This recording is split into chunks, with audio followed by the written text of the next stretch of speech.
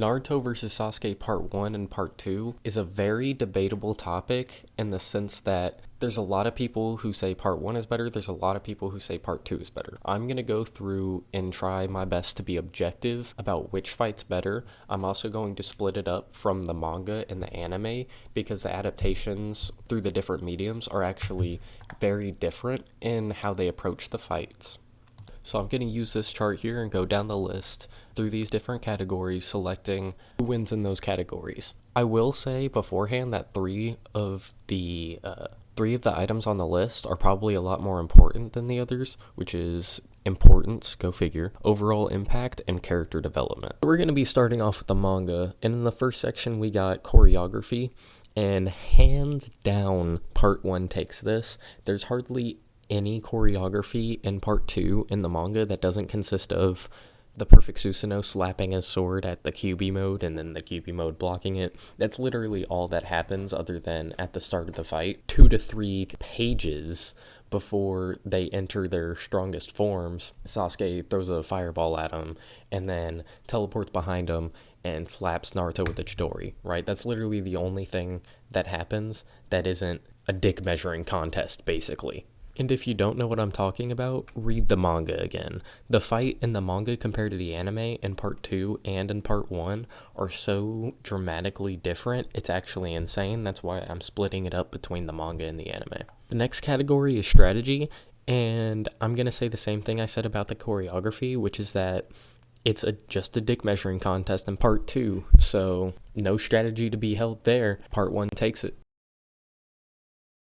Next up, we got pacing, and like I said, Part 2 ramps up super fast and turns into a dick measuring contest within the first 5 pages, so the pacing goes to Part 1. In Part 1, it starts out with basically Sasuke explaining why he's going to Orochimaru, which we knew why beforehand, but we really get to see from his perspective what's going on. We get to see the backstory of his perspective of the Uchiha massacre, and so we get a better understanding of his motivations and his goals.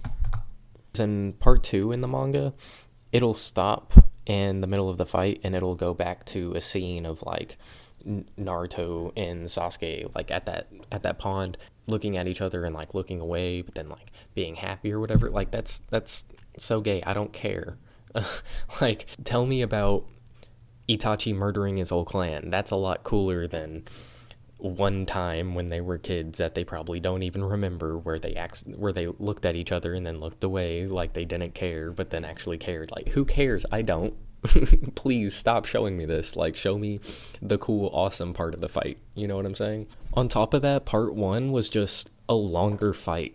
If you take out all the backstory, then it's about 9 chapters long. If you include the backstory, it's about like 15 chapters long. It consists of 2 full volumes, whereas the Part 2 in the manga is only 4 chapters long, not even a whole volume.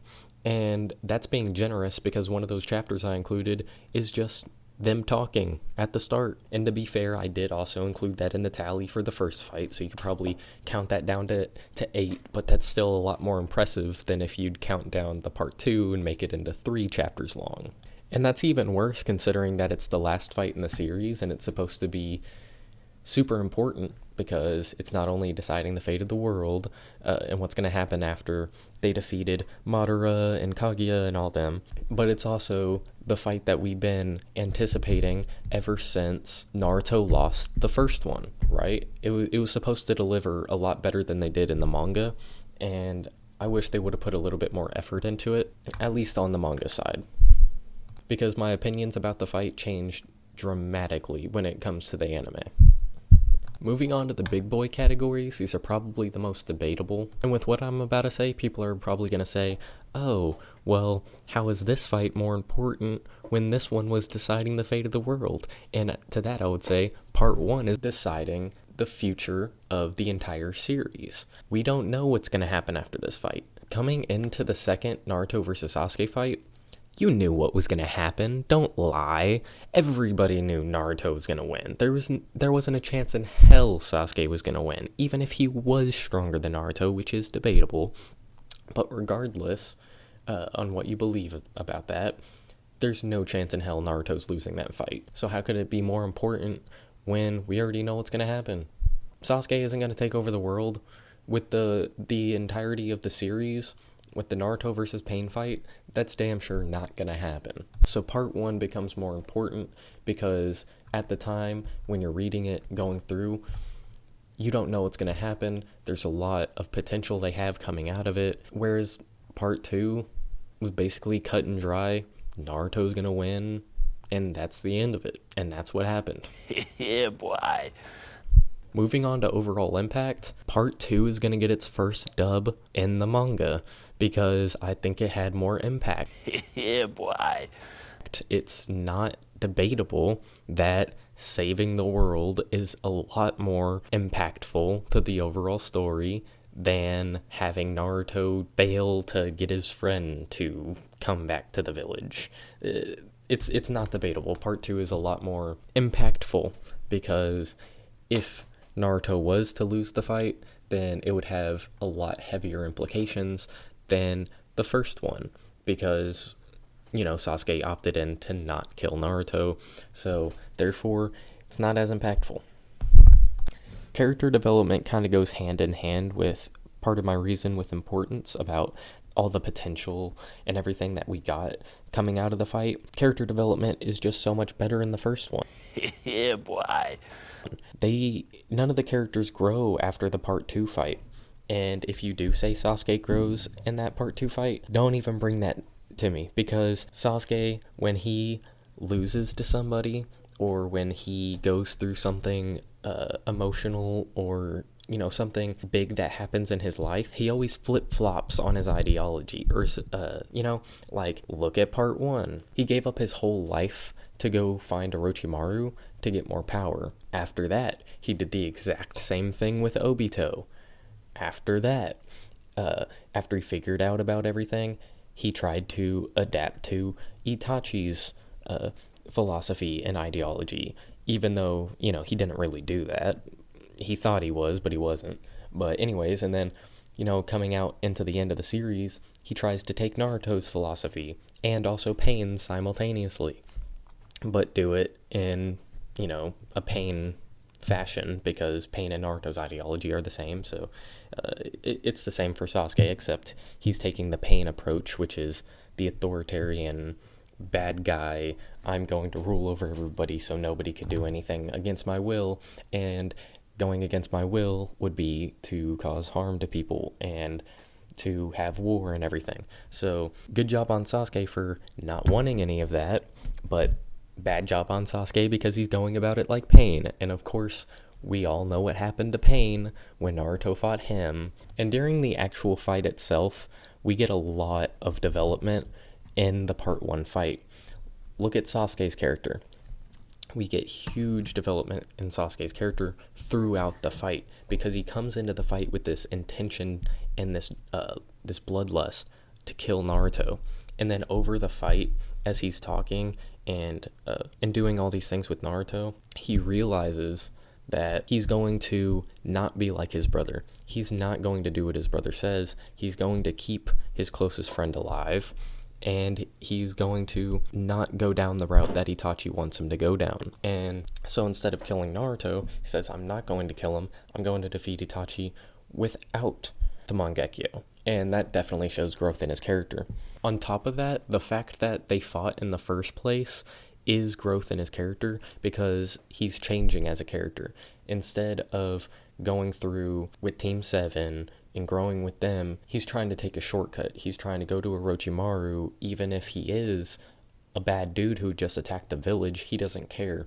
He's becoming selfish. He's looking out for himself. That's changes. That's growth. That's development. And that's more than you could say for part 2. Now, the badass factor is definitely the most subjective option on this list. However, I don't really care because part 1 took this one in the manga 100%. Yeah, boy. Okay, like I said, it's just a dick measuring contest in part 2, and that's not what I come to Naruto to see in my fights. Not that it isn't cool, not that I don't like that, but I'd like to see a little bit more action before they ramp up into their most powerful forms. You know what I'm saying? Part 1 definitely came through on that end. Part 1 had so many cool moments. The taijutsu was great. We got to see slow ramping of their power-ups. Sasuke unlocked I believe it was the 3 Tomoe Sharingan in this fight. Naruto, of course, used his one-tail chakra cloak. And then after that, we get to see Sasuke utilize the full power of his curse mark, gaining those wings and everything, which is super cool design, by the way. Love his hair. Love the skin, love the eyes, love the wings, love all of it. On top of that, we actually get to see the Chidori Rasengan come together, and they do it in a really good way. However, I will give props to part 2 because that last Chidori versus Rasengan at the end of the fight in part 2, of course, is so good. Like, I'm talking potentially the best moment in the series. So I will give that to part 2. However, everything else about it, in the manga at least, just gets overshadowed by what they did in part 1. And it's really easy to say that considering the length of the fight was so much longer. There's so much more they had the ability to do in terms of making the fight more badass and ramping up slower, having more build up. So all in all, the manga did a 100% better job in part 1 than in part 2. Now, moving on to the anime, I can't say the same thing, and I don't want to spoil anything, but the list is going to change pretty dramatically. So let's get into it. Choreography, of course, the anime had a better choreography in the second fight. Yeah, boy. The taijutsu at the beginning was fantastic, and the anime actually gave us more taijutsu. They had that really cool scene where Sasuke used the pull in, and then he also used his special ability with the Mangekyo to shape the flames to stab Naruto, and then Naruto comes at him with the Chubi slamming down on him. It's so good, so good. In terms of strategy, part 2 also takes it. Yeah, boy. We get to see a lot of stuff that we don't get to see in the manga, like Sasuke using more than just his teleport for his abilities on his Rinnegan. We also get to see that the coolest moment in the fight, probably other than, of course, the ending with the Rasengan Chidori, where he uses, during combat, he uses Naruto's hand to make hand signs to hit him with a fireball, like at close range. It was so awesome. That was really cool. We also get to see really cool things from Sasuke, like using his ninja tool to close the gap between him and Naruto, to not give him any inch to be able to use his jutsu to make shadow clones to help him in close combat. Sasuke doesn't give Naruto an inch in this fight. And of course, Naruto's use of shadow clones is always awesome. He uses them to, he uses the momentum of him falling to swing around 3 different shadow clones to send flying at Sasuke, and then of course he sends himself flying at him again at the end. Really cool use. And then at the end of that, he starts doing a front flip up until the top of the statues, and then he flings Sasuke into the wall, and then all 3 of the shadow clones, including Naruto, just start wailing on Sasuke, trying to hit him with Rasengans from both hands from all sides, and Sasuke's just over there weaving everything, kicking them away, hitting all of them, just completely dominating. Now, after their little taijutsu exchange, we finally get to see Naruto hit the Kyuubi, and Sasuke unlock his Susanoo, and that's when the pacing really starts to speed up and ramp up really fast. But of course, there is that slow build up because we do get more taijutsu, so I think that the pacing is a lot better in the anime because of that. Yeah, boy.